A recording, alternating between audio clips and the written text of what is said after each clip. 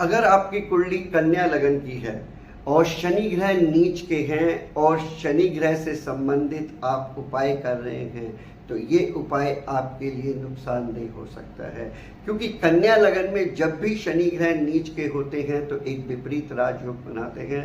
नमस्कार दोस्तों, मैं ज्योतिष आचार्य प्रदीप सोनी। राधे राधे दोस्तों। आज का विषय है कन्या लगन की कुंडली और नीच का शनि ग्रह।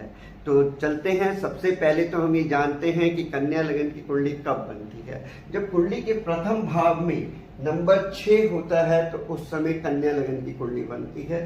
प्रथम भाव में नंबर 6, उसके बाद नंबर 7, 8, 9, 10, 11, 12, 1, 2, 3, 4, 5 इस तरह से नंबर कॉन्टिन्यूस चलते हैं।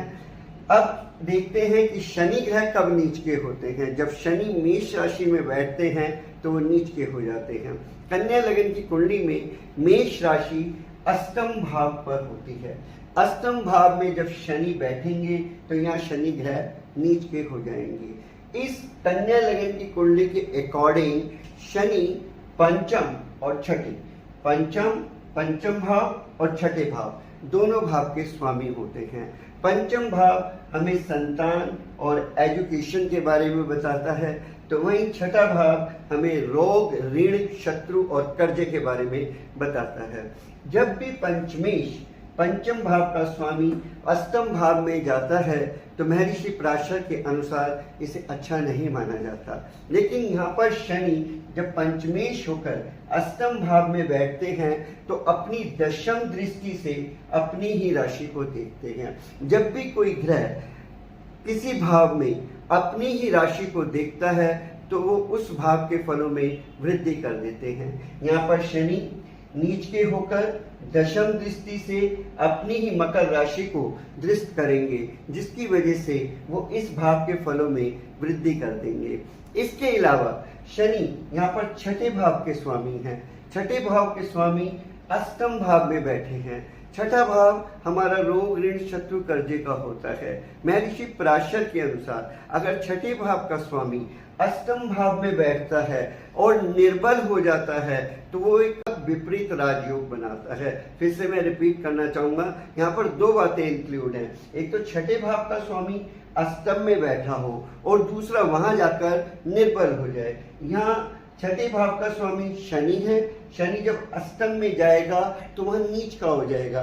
नीच का होने से निर्बल हो जाएगा, तो ऐसी स्थिति में ये विपरीत राजयोग बनाएगा। दोस्तों, यहाँ पर शनि नीच के हो जाएंगे, भौतिक सुखों में तो प्राप्ति देंगे, लेकिन आपके साथ हेल्थ प्रॉब्लम कहीं ना कहीं बनी रहेगी।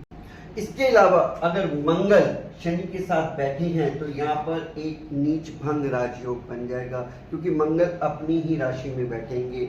या मंगल की बजाय यहाँ पर सूर्य देव बैठे होते हैं तो सूर्य जब यहाँ पर बैठेंगे तो सूर्य देव यहाँ पर उच्च के हो जाएंगे, तो ये भी एक राजयोग बनाएंगे।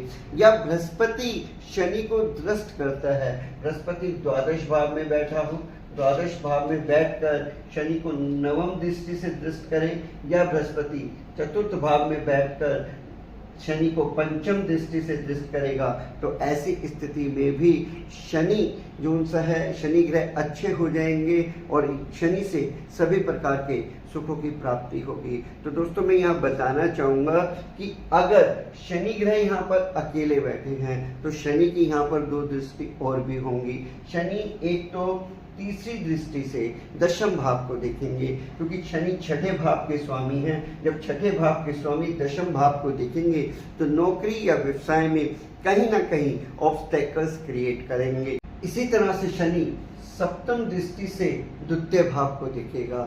शनि छठे भाव का स्वामी होकर जब धन के भाव को देखेगा तो यहाँ पर दो बातें हो सकती हैं। अगर योग अच्छे हैं तो ऐसा जातक लोगों को उधार पैसा देता हुआ मिलेगा, यानी इस तरह के जातक का जो कारोबार है वो ब्याज का कारोबार हो सकता है। अगर योग अच्छे नहीं हैं तो इस तरह के जातक ऋणी बने रहेंगे, यानी उन पर किसी न किसी प्रकार का कर्ज बना रहेगा। नमस्कार दोस्तों, राधे राधे।